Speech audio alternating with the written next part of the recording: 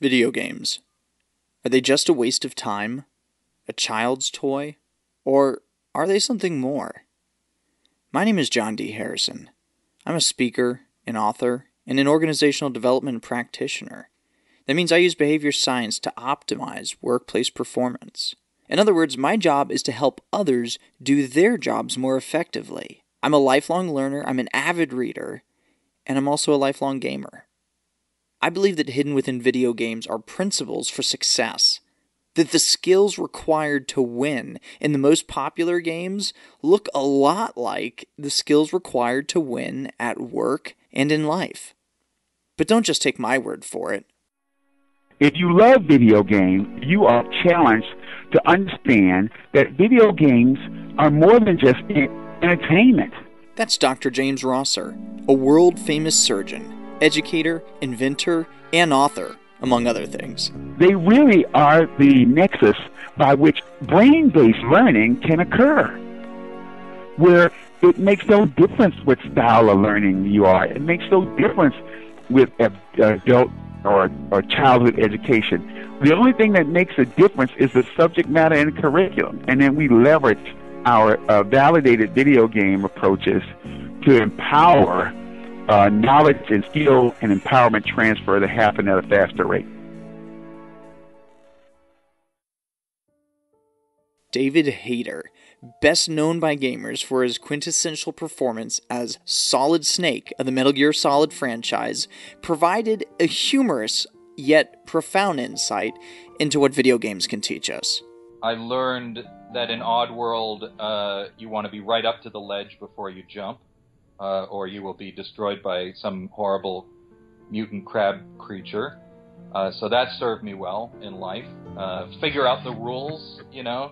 The first Tomb Raider was the same way. You had to, jump, start your jump 2 blocks before the cliff, and then you would make it across. So, be aware of the rules of the game, I think was an important rule that I picked up. But, look, if you look at something as complex as Grand Theft Auto or Metal Gear, you get all sorts of lessons. And in fact, in Metal Gear, you get way more lessons than you probably ever wanted in your life.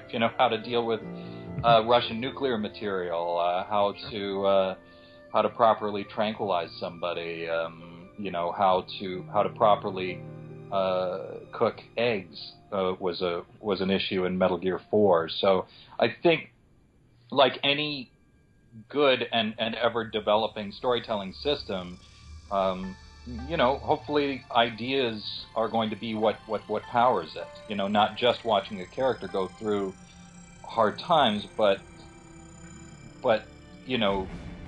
understanding the philosophical ideas and concepts that the game developers are putting forward is a big part of the experience. So I've learned a lot. Sometimes it's not the obvious lessons that video games teach us, but the strength within ourselves that we must call upon, the raising of the bar, the clarion call to be more and to do more.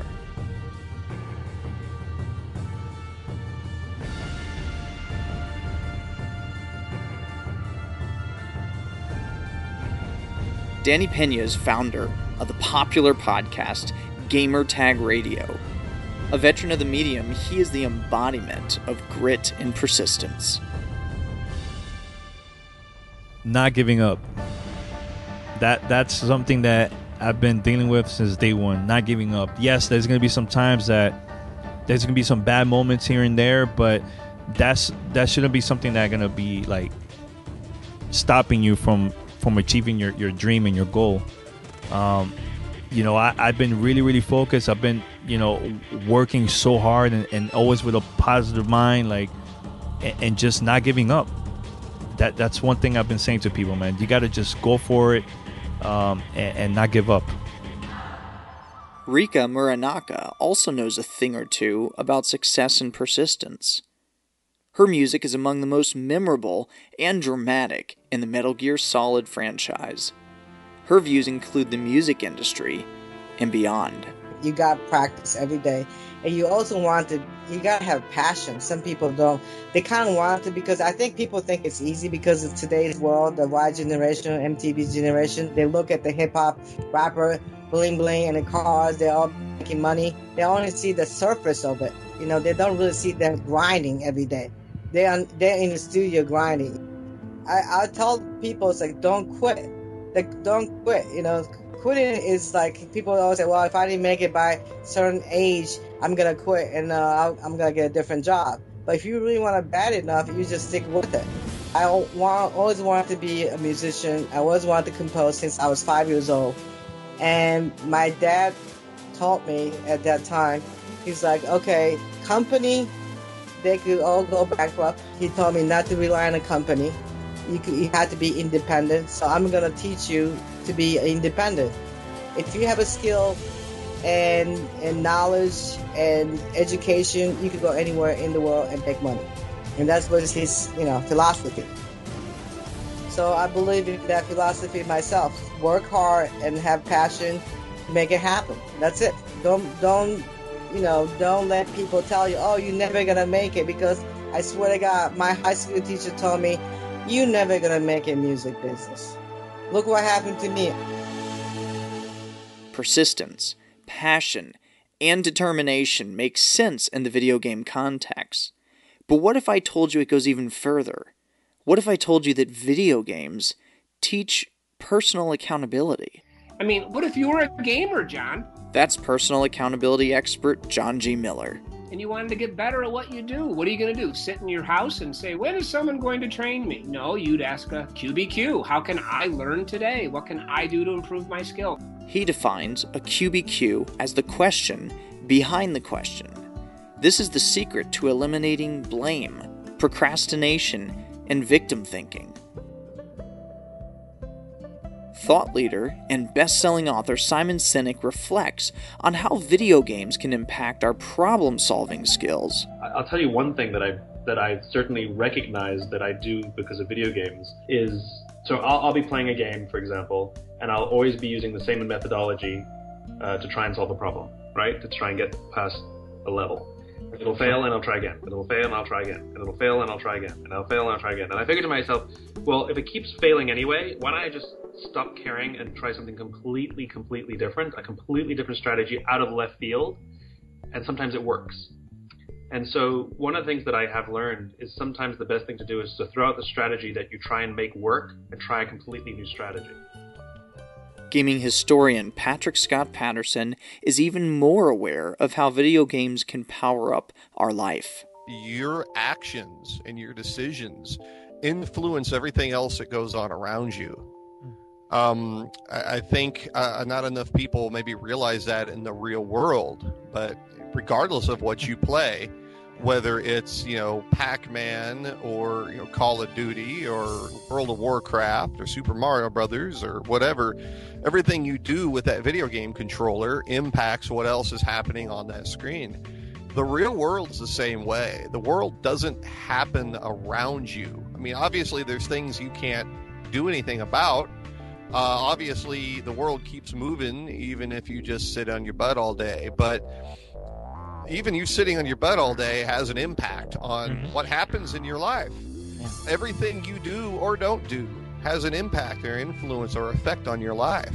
What that effect is in your control to a reasonable extent, so do something with it.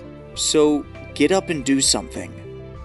Video games of all kinds, in all genres, in all generations, they teach problem-solving skills and comprehensive thinking to a level I think is beyond a lot of other types of games and puzzles and senseless algebra problems and stuff that are out there. And those skills, whether you realize you're picking up on them or not, do impact your everyday life and how you face real challenges in life. And I think that I really wish that was something that was noted or mentioned more often. I don't even think most people who play video games realize it. What else might we be learning without even knowing? games journalist Patrick Stafford shares a story of career advice given to a coworker.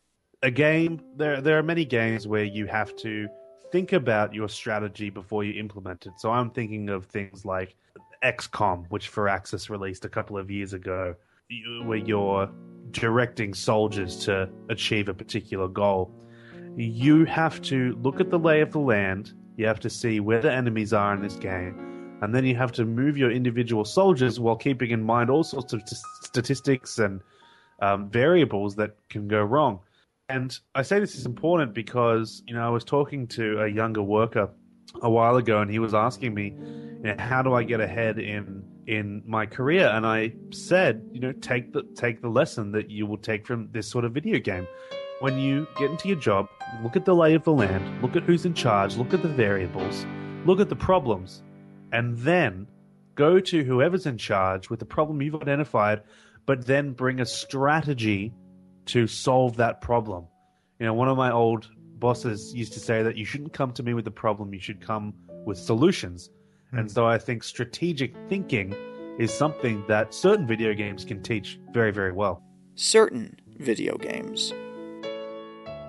Brentalfloss, aka Brent Black, is something of an internet YouTube celebrity. He's a gamer and a musical genius, giving lyrics to the best song of many of our youths. Particularly when I was about 10 years old and I picked up Final Fantasy IV, which was called Final Fantasy II back in my day, when dinosaurs roamed the earth. And in some parts of the game, you're doing these huge boss battles with 5 different people in your party. And I was 10 years old and I had to start thinking in terms of damage control while I'm still beating the bad guy and making sure everybody has enough MP. And, I actually remember trying to explain this to a teacher of mine at the time. And when I was 10, 1994, adults were not so ready to accept the idea that video games could teach you life skills. So she was very skeptical, but I just totally pounded. I was like, no, I now know how to do 2 things at once because of Final Fantasy II. So that's a moment that stands out for me. So, even at a young age, we know that we are learning something. What about learning in the classroom? Narrative designer Edwin McRae shares a very pragmatic example from his own schooling. The power of video games to educate and to develop yourself. I remember one of my first instances of realizing that this power was playing Sid Meier's Pirates, of all things.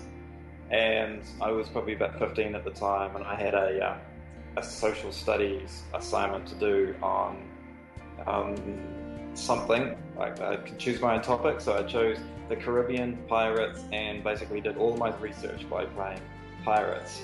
But also, so through that I got this amazing kind of geographical knowledge of the Caribbean, which still remains with me to this day, because I personally sailed the whole thing. And but also picked up all of these kind of economic principles of, buy low, sell high, what it takes to run a small business, basically, how to keep my crew happy and not maroon me on an island, that kind of stuff, managing staff. So it kind of sort of realized that with games, there's these wonderful and incredibly engaging ways of just getting some basic life skills and some basic knowledge without even realizing you're learning half the time. Passive learning. What if learning could be more enjoyable, or even happen without us knowing? Games essentially make this implicit agreement with the user that they are going to show you a path, basically, in which the book or the movie or the play or whatever it is you're following along with, you're indulging in, is going to tell you that it believes in the narrator's ability to get the job done. That's Greg Toppo, author of The Game Believes in You. What they essentially said was that games take that one step further, that it's not just you reading about the hero's journey, it's you being the hero and you making the story happen, you pushing the story forward. So And this idea was that the game believes in the user's ability to overcome anything. And when I read that, I thought that's really powerful. And it's something that I think, just kind of getting back to school. I mean, it's something that school is supposed to do, right? Yeah. And it doesn't always do, as effectively as it could. So I thought, well, that's really something I want to kind of look into. It's funny, when I mentioned one of the teachers I interviewed early on asked me what the title of the book was. This is way, way early in the process, and I told her, and she said she got a shiver when she heard it, because I think teachers, instinctively get it. Teachers get it. It's not competition. It's a tool.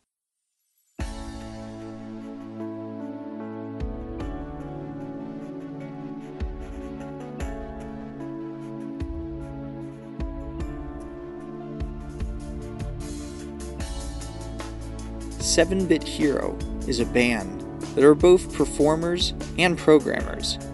Here, frontman Hans van Vliet digs deeper into the intrinsic value that video games offer. I've been involved with a lot of film and television and all that, bits and pieces, but there's something about video games that's like, it's so big, there's so many aspects to the way that it works, so that has taught me a lot of patience, and I think video gaming has taught me that I'm wrong.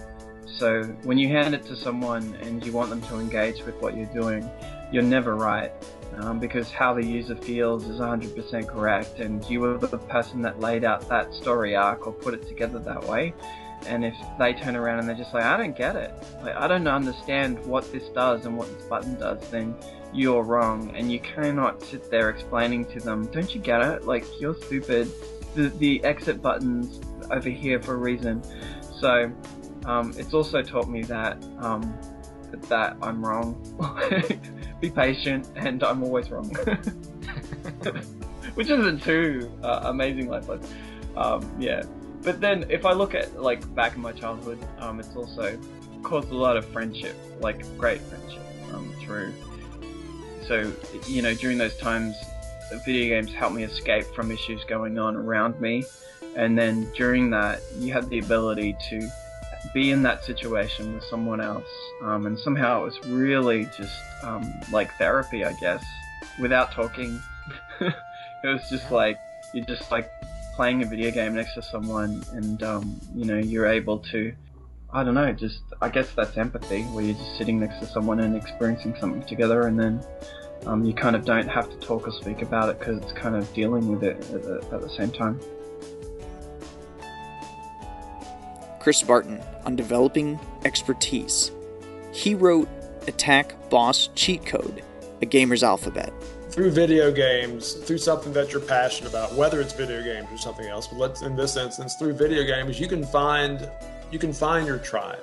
You can find other people who are passionate about the things that you're passionate about, and sharing that experience, sharing that mutual love of something is a way to grow closer with other people, and a way to kind of advance not only your own skills within that realm, within that field of interest, but in general, the things that you learn in becoming an expert about something, whether it's an expert at a particular game or an expert at playing games in general, in becoming an expert, you learn how to become an expert, and that's something you can apply to other things in your life that may later come to be important to you. While very meta, the depth that games offer go deeper still. Here's Kellee Santiago, co-founder of that game company. The fun in engaging with another person around a question, which I kind of fundamentally feel, or I feel that fundamentally that is what video games and games in general are so great at. Unlike other passive mediums, where I think that the engagement is much more at the level of the artist is presenting an idea to you, and then you are receiving that idea. And maybe you have thoughts of whether you accept or you reject that idea, but that's the dialogue. It's sort of one way. Where in games, whether it's a multiplayer game or a single player game, you are participating in a multi-directional dialogue with either other players or with the developer themselves around a question or a series of questions that they're venting of, does the world work this way? Could this be done in a different way? And I think that's just really, it's a really great tool to take into any aspect of your life. But why games? And what do they reveal about us as people? And one of the things that I think gaming provides, and it kind of goes across genres, is feedback mechanisms that help you understand what's motivating people. Business consultant Curtis Fletcher provides a unique perspective. So you can get people within the same game that are trying to solve a puzzle, or people within the same game that are just trying to collect treasure, or people within the same game that are trying to beat one particular baddie, right? I find that even when I game with my own kids, when we're playing multiplayer games, you find one of the other guys kind of wandering off and you go, what are you doing? I'm trying to accomplish this goal. I needed your help. You're wandering off. Well, I saw this clue and it's going to solve the puzzle I was trying to solve. Yeah, that's not our current objective. The gaming platform creates those on-the-fly mechanisms that helps you determine people's motivation. And in a leadership context, that sets you up to be able to kind of rejigger expectations as you try and get people all aligned and moving towards the same goal. And so if there were ways that we could utilize that kind of gaming concept in building into our processes, those feedback loops, those mechanisms that help us measure motivation, and not just measure, but determine, and allow people some free range to move toward their motivation without fear of retribution, right? Why are you wasting time at your desk? I needed you working on this forecast. That would really help us align everybody as we move towards our common business goals. Am I making sense here? As a gamer, a lover of learning, and a thinker, this is all a lot to chew on. One thing I hope is obvious: video games are more than just a waste of time. They are a window into who we are as people, as friends, and as humans. And as a young art form, they're only getting started. Thank you for joining me on this journey. You can listen to the entire interviews with all the individuals you just heard, and even more, over at classicallytrained.net. If this has been valuable for you, please share, please tell others, leave the show a rating and review in iTunes. And until next time, keep leveling up.